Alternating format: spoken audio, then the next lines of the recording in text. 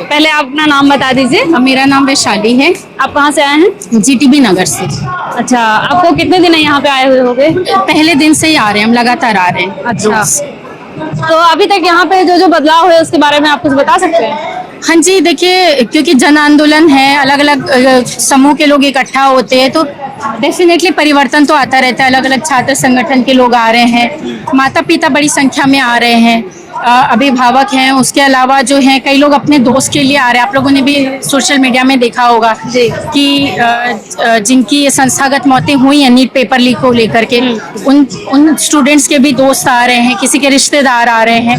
तो अलग अलग पूरे उम्र के लोग आ रहे हैं, अलग अलग समूह से आ रहे हैं, अलग अलग धर्म के क्षेत्र के लोग भी आ रहे हैं, दिल्ली से बाहर भी बहुत सारे लोग आ रहे हैं। आम जनता जिस लेवल पे जुड़ी है इस बार, पूरे देश से, मतलब चेन्नई वगैरह से भी हैं बहुत सारे स्टूडेंट्स हैं जो आए हुए हैं, तो वो देख करके बहुत अच्छा लगा।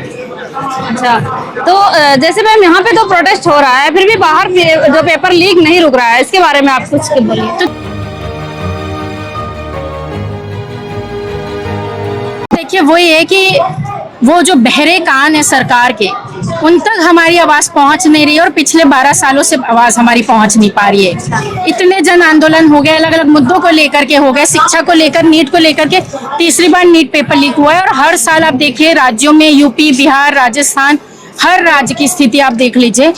हर छोटा से छोटा जो एग्जाम होता है, सेंट्रल लेवल का एग्जाम होता है, स्कूल का, सब में पेपर लीक हो रहा है। सरकार सुनना ही नहीं चाहती, वो अंग्रेजों की तरह ये बहरे कान, नव उपनिवेशवादी ये जो सत्ता सरकार है।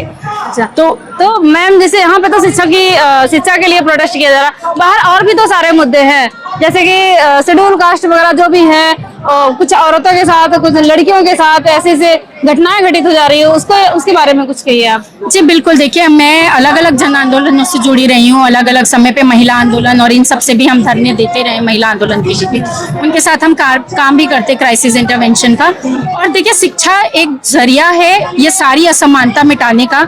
जो बहुजन समुदाय के लोग हैं, जो जनजाति समुदाय के लोग हैं, महिलाएं हैं, ट्रांस है, क्वीर हैं, अलग अलग क्षेत्र हैं, क्योंकि राज्य भी हर राज्य समान रूप से विकसित नहीं है। बेरोजगारी दर पे मेरे ख्याल से जो बिहार है वो दूसरे नंबर पे आता है, सबसे ज्यादा बेरोजगारी है वहाँ। तो शिक्षा एक जरिया है जिससे ये सारी असमानता मिटा सकते हैं, और हम लोगों में वास्तव में समानता ला सकते हैं। लेकिन वो तभी संभव है कि एक तो निजीकरण हटे, क्योंकि निजीकरण हटेगा तभी संभव है कि हर व्यक्ति अपने जितने भी आर्थिक स्थिति के छोड़ करके शिक्षा पे समान रूप से उसकी पहुंच हो पाएगी। तो ये निजीकरण हटे, ये जो कोचिंग माफिया का ये जो धंधा है ये हटे, पेपर लीक को करप्शन के रूप में देखा जाए, क्योंकि करप्शन का ही मुद्दा है। सीधे सीधे सीटों की खरीदी और बिक्री हो रही है, उस पे रुके। करप्शन के कड़े से कड़े कानून लगाए जाए उनके ऊपर, जो लोग पेपर खरीद रहे हैं उनके ऊपर भी आप कार्रवाई करिए, वरना तो पेपर लीक नहीं रुकेगा। बाहर की न्यूज तो मैम बता रहे हैं कि हवाई जहाज से पेपर जा रहे हैं, पेपर कहीं नहीं लीक हो रहे हैं, फालतू के सब मुद्दे हैं। मैडम देखिए, वही आप हवाई जहाज से भेज दीजिए, कल को आप बोलेंगे हम रॉकेट से किसी और देश से मंगा रहे हैं, तो मुद्दा वो नहीं है ना कि आपके में आपने ऐसा तंत्र बनाया कैसे है कि आपको हवाई जहाज, एक पेपर, बेसिक पेपर कराने के लिए आपको ये हवाई जहाज और आपको एयरफोर्स की वो लेनी पड़ रही है। आजादी के बाद से कभी आपने सुना है कि ऐसा हुआ इस देश में? तो इतनी करप्ट आपने शिक्षा व्यवस्था, इसलिए हम धर्मेंद्र प्रधान जी को, ये जो धर्मेंद्र प्रधान को इस्तीफा की बात करते हैं कि इतनी करप्ट आपने व्यवस्था इतने सालों में बनने कैसे दी, और आप इसके लिए कुछ कर ही नहीं रहे हैं।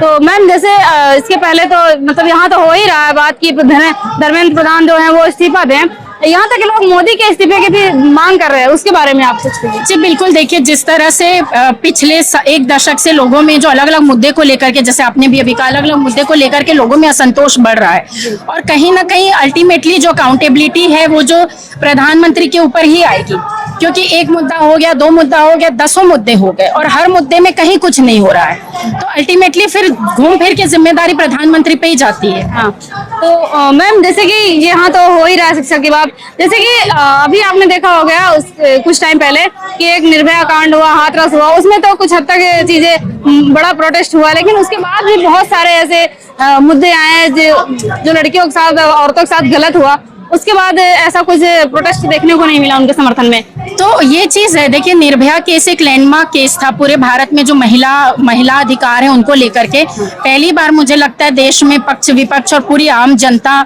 इतनी महिला अधिकारों को लेकर के एकजुट हुई होगी, मुझे लगता है, जिस लेवल पे उस समय मास मोबिलाइजेशन दिखा। और उसके बावजूद आपको भी पता है कि सजा दिलाने में 7 साल लग गए जी। जबकि सारे सबूत थे, गिरफ्तारी हो गई थी, सारे लोग एकजुट थे, कोई मीडिया में कोई फालतू बातें नहीं बोल रहा। उसके बाद ये स्थिति थी। उसके बाद से देखिए वही है कि एक शिक्षा का मुद्दा है, कॉमन है, तो यहाँ पे सब आ जाते हैं। महिला मुद्दे पे फिर आधी आबादी पुरुष हटी जाती है, उनको लगता है कि हमें क्या करना।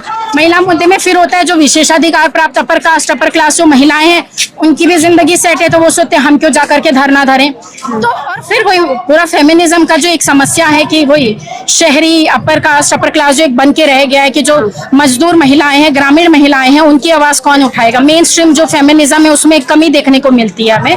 तो वही चीज है, ये सारी चुनौतियों को हमें दूर करना। अभी उन्नाव केस को लेकर भी धरना हुआ था दिसंबर में, उसमें भी हम आए थे। तो हम लगातार कर रहे हैं, बहुत सारे लोग लगातार कर रहे हैं, पर डेफिनेटली आम लोगों को जब तक हम मोबिलाइज नहीं करेंगे जैसे अब हो पा रहे हैं लोग, तब तक वो कमी हमेशा बनी रहेगी जो आप कह रहे हैं।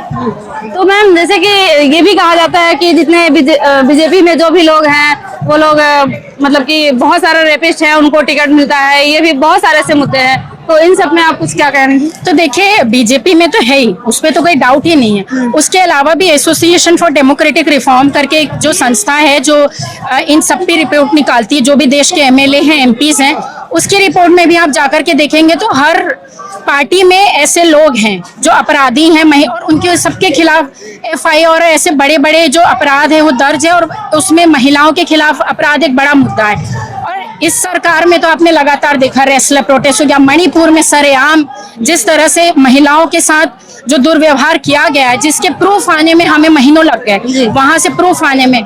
तो डेफिनेटली वो एक मुद्दा है, महिला आंदोलन, महिलाओं का जो समान आधी आबादी कहते हैं महिलाओं की है। और जब तक आप उनको चाहे पॉलिटिक्स में हो, आप हर पार्टी में देख लीजिए, अभी चाहे एमएलए है चाहे एमपी है, कितने 20% से ज्यादा महिलाओं की भागीदारी नहीं है, ना केंद्र में ना राज्य में, पॉलिटिशियंस में भी।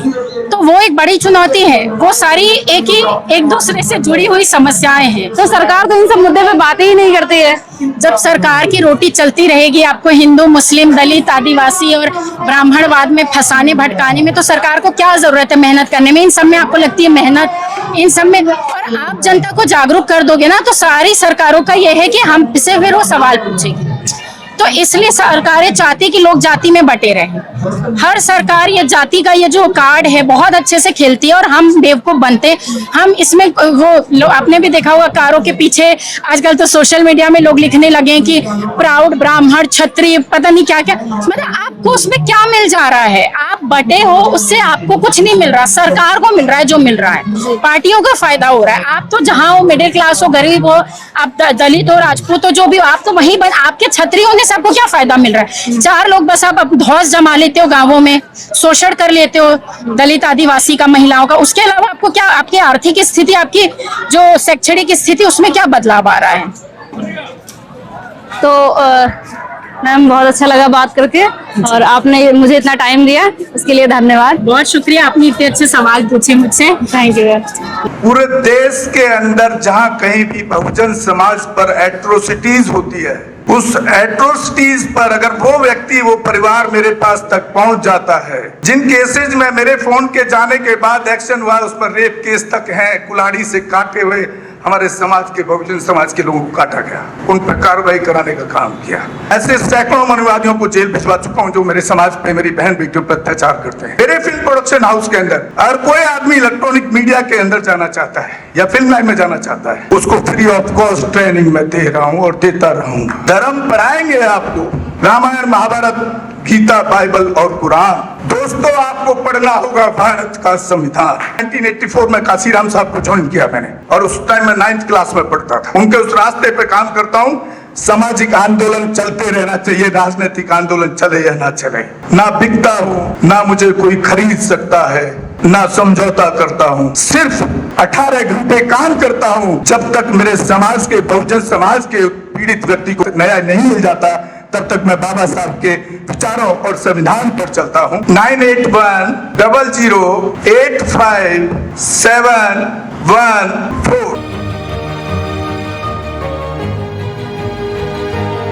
गांव की घटना है, ठाकुरों ने राइफल से गोली चलाई, मारने का प्रयास किया, सिर्फ बारात चढ़त के ऊपर की इस रास्ते से बारात नहीं चढ़ गई, ठाकुरों का रास्ता है। सारे चैनल को बोला कि भाई स्टोरी चला दो, किसी कोई चैनल पे स्टोरी चलाने के लिए तैयार नहीं होगा। कौन से बहुजन समाज को न्याय दिलाने की बात कर? काशीराम साहब कहते थे कि मैं किसी की शादी में नहीं जाऊंगा, किसी के फंक्शन में नहीं जाऊंगा, किसी के घर नहीं जाऊंगा, ना शादी करूंगा, ना गए कभी। जो संगठन जो राजनीतिक लोग चला रहे, वो अपने घर में पहले सुरक्षा और बंगला और पैसे का और बड़ी कार का इंतजाम कर रहे हैं। उस पर भी आपको सोचना चाहिए। फिल्म लाइन और इलेक्ट्रॉनिक मीडिया में इस समाज के लोग, जो पुअर सेक्शन है, पुअर कास्ट जिसको कहते हैं, SC ST OBC माइनॉरिटी, एक भी चैनल का कोई भी मालिक इस देश के अंदर आज तक नहीं है। क्यों नहीं है? हमारे चैनल लाइक, शेयर, सब्सक्राइब देखना मत भूलिएगा। इसी के साथ आप लोगों से विदा लेता हूं। जय भीम, जय भारत, जय संविधान, नमो बुद्धाय।